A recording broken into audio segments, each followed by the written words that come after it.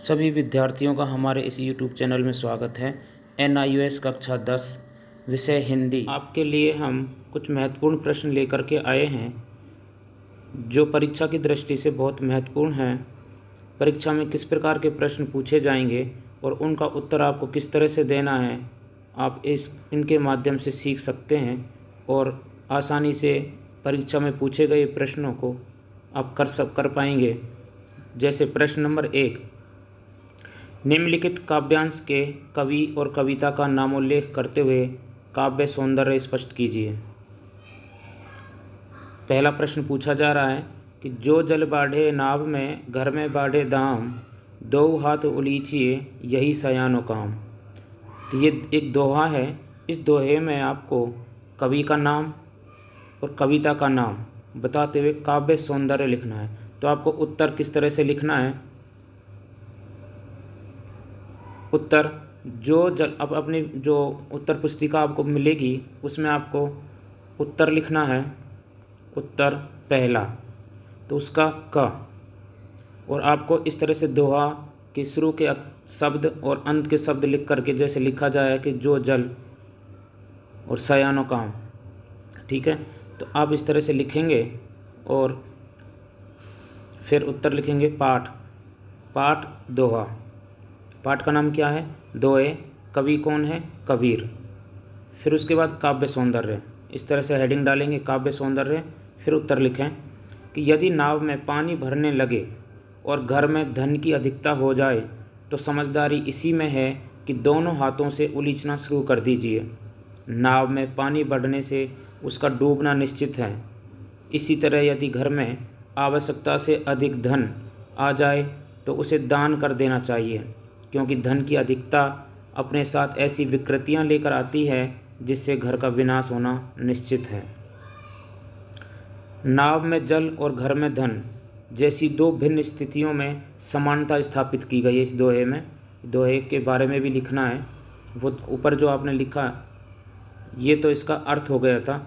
उसके बाद में इस दोहे के बारे में भी लिखना है कि नाव में जल और घर में धन जैसी दो भिन्न स्थितियों में समानता स्थापित की गई है।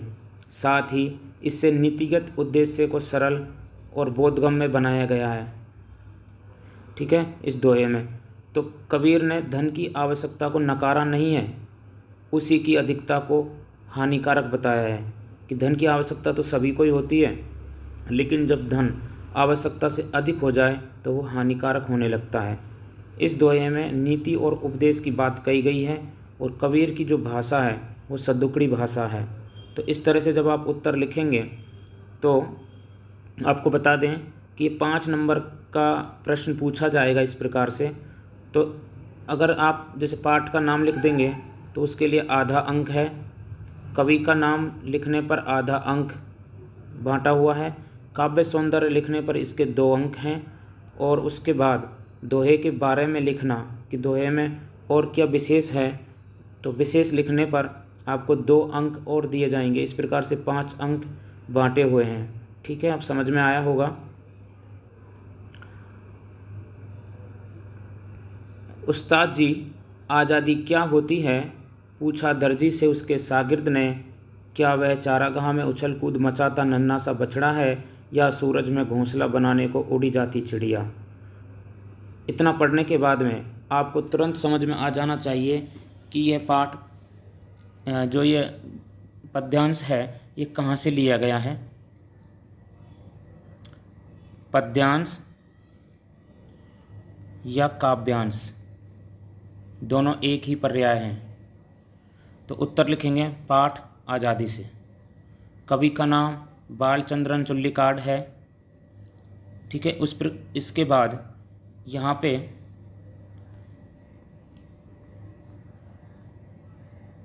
आपको लिखना है काव्य सौंदर्य। ठीक है, हम क्या लिख रहे हैं प्रश्न में? काव्य सौंदर्य लिख रहे हैं। तो काव्य सौंदर्य हेडिंग डाल करके फिर आप उत्तर लिखना शुरू करेंगे कि इस प्रश्न के साथ साथ शागिर्द ने कई संदर्भों का वर्णन करके आज़ादी का अर्थ जानना चाहा है। कि जो आपका ये काव्यांश दिया हुआ है, इस काव्यांश का अर्थ लिखना है कि इसमें क्या बताया गया है कि इस प्रश्न के काव्य के साथ साथ शागिर्द ने कई संदर्भों का वर्णन करके आज़ादी का अर्थ जानना चाहा। उसने अपने उस्ताद के सामने जिज्ञासा रखी कि क्या चारागाह में नन्हे से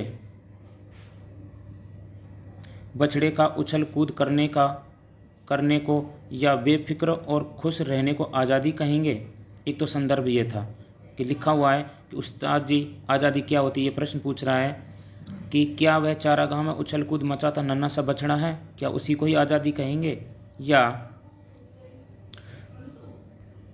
दूसरा संदर्भ देते हुए शागिर्द पूछता है कि क्या असंभव समझे जाने वाले काम को पूरा करने का नाम आज़ादी है, कि ऐसा काम जो असंभव हो और उसे भी आप कर रहे हो तो क्या उसका पूरा करने का नाम ही आज़ादी है।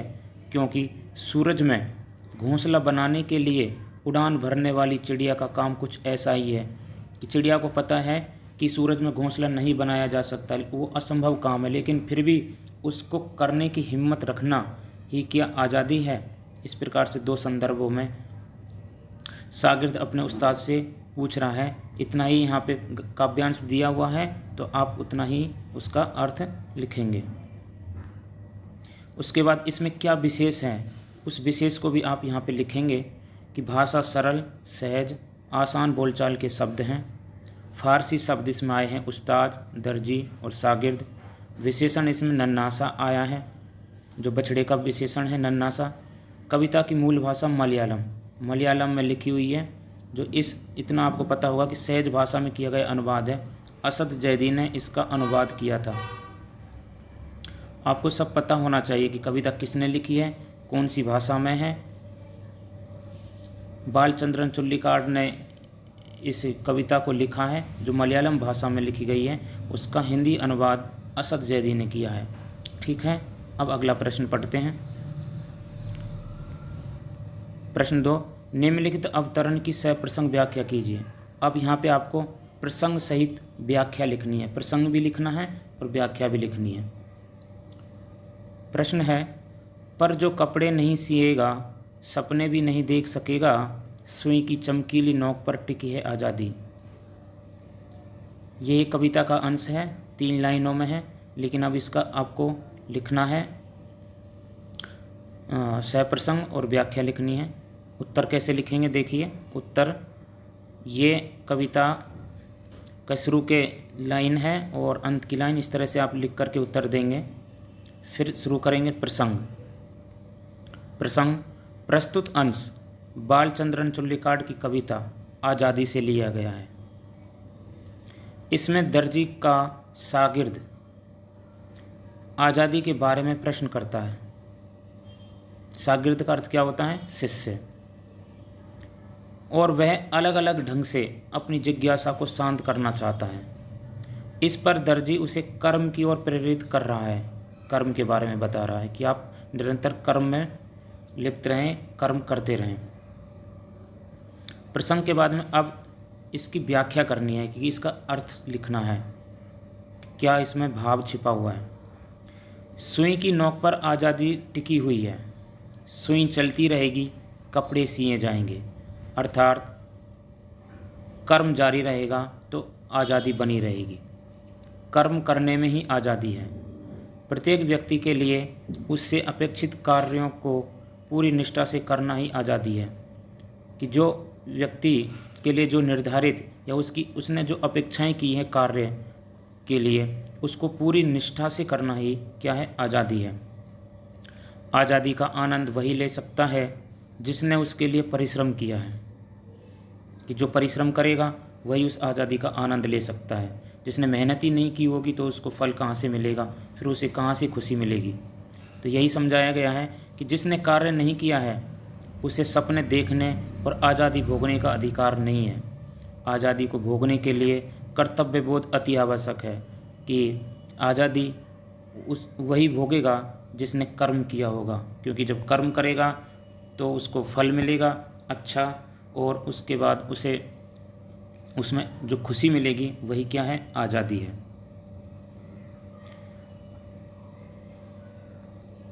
दूसरे प्रश्न का दुख कि करत करत अभ्यास ते जड़मति होत सुजान, रसरी आवत जात ते सिल पर परत निशान। इसका उत्तर लिखेंगे तो करत करत अभ्यास के परत निशान, इस तरह से आप दोहे को लिख लेंगे। उसके बाद प्रसंग। प्रस्तुत दोहा कवि वृंद द्वारा रचित है। कवि वृंद का दोहा है, दोहे पाठ से लिया गया है, आपको पता ही है, जिसमें कबीर, रहीम और वृंद के दोहे हैं। 8 दोहे हैं उस पाठ में। कि इसमें अभ्यास की महिमा उदाहरण के माध्यम से बहुत ही सशक्त रूप में व्यक्त की गई है कि अभ्यास निरंतर करते रहना चाहिए। तो अभ्यास के बारे में बताया गया है। ये तो हो गया आपका प्रसंग। अब लिखनी है व्याख्या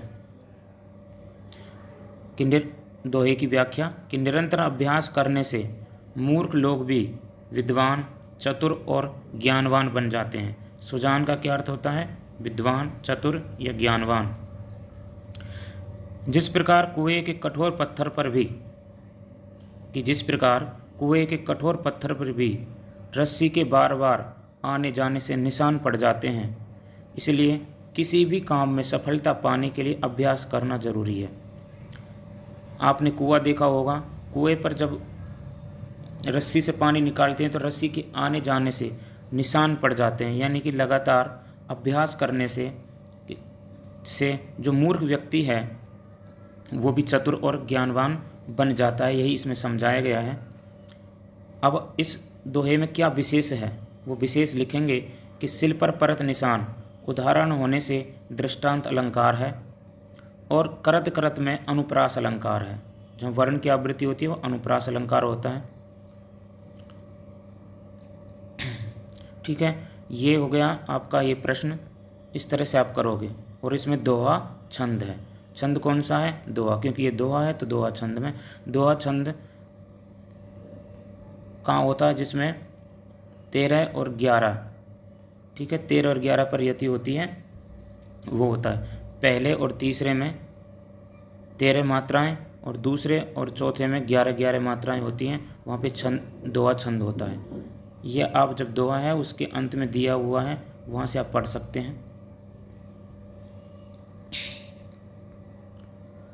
अब है प्रश्न नंबर 3।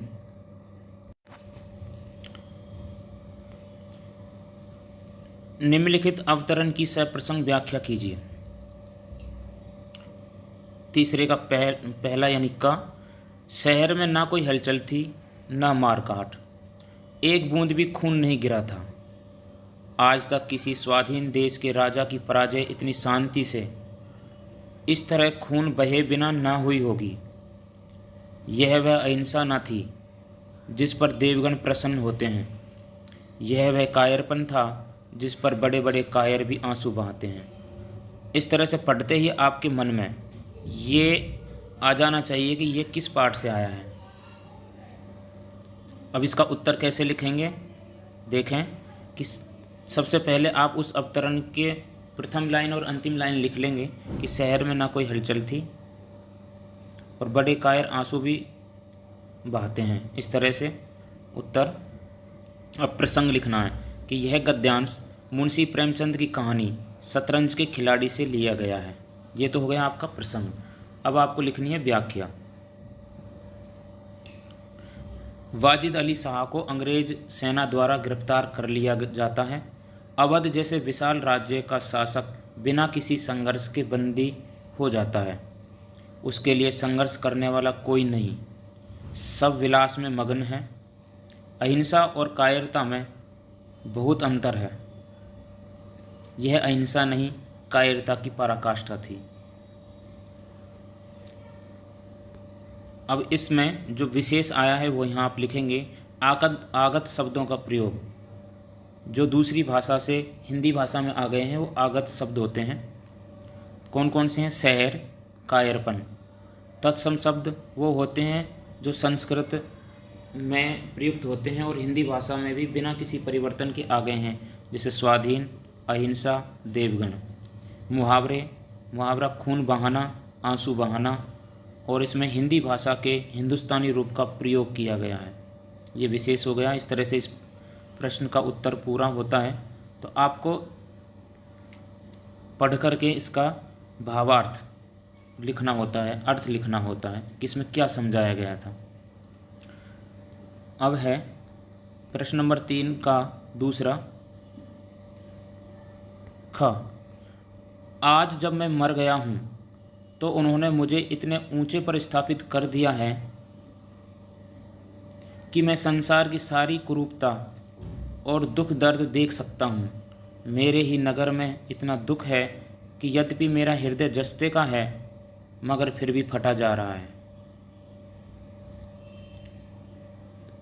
उत्तर लिखें कि आज जब मैं मर गया हूँ मगर फिर भी फटा जा रहा है। इस तरह से आप गद्यांश को लिख लेंगे। उसके बाद प्रसंग। यह गद्यांश ऑस्कर वाइल्ड की कहानी सुखी राजकुमार से लिया गया है। व्याख्या। जब राजकुमार जीवित था तब उसे अपने सुख के अतिरिक्त कुछ भी दिखाई नहीं देता था।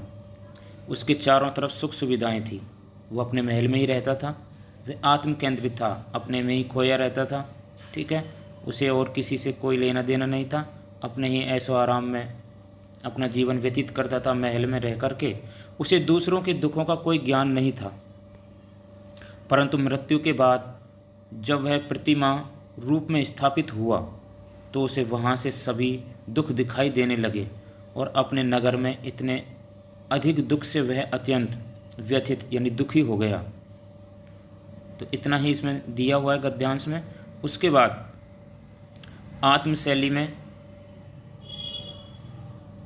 आत्मकथन शैली में ये लिखा हुआ है। विशेष के अंतर्गत आप लिखेंगे कि जीवन के प्रति नई दृष्टि से साक्षात्कार हुआ है, क्योंकि जब वो प्रतिमा के रूप में आ गया है तो वो अपने शहर के सभी दुखों को देखने लगता है। क्योंकि उसका जो हृदय वह जस्ते का बना हुआ है, फिर भी वो फटा जा रहा है। इतने दुखों की वजह से वो इतना व्यथित दुखी हो गया है। मुहावरे का प्रयोग, हृदय फटना। ठीक है, इस प्रकार से हम इन प्रश्नों के उत्तर कर चुके हैं। आशा है आपकी समझ में आया होगा। आप इन प्रश्नों को भी लिख लेंगे ताकि आप आसानी से इन्हें याद कर लें और परीक्षा में इसी को आधार बनाकर प्रश्न पूछे जाएंगे तो आप आसानी से उत्तर दे सकते हैं। वीडियो को शुरू से पुनः देख लें ताकि और आपकी अच्छे से समझ में आ जाए।